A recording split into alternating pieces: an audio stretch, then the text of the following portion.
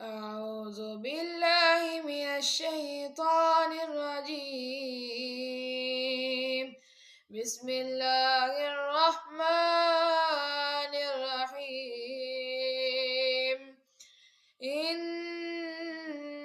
الذين قالوا ربنا الله ثم استقاموا تتنزل عليهم الملائكة ألا تخافوا ولا تحزنوا وأبشروا بالجنة التي كنتم توعدون.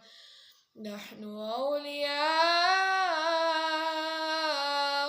في الحياة الدنيا وفي الآخرة ولكم فيها ما تشتهي ولكم فيها ما تدعون.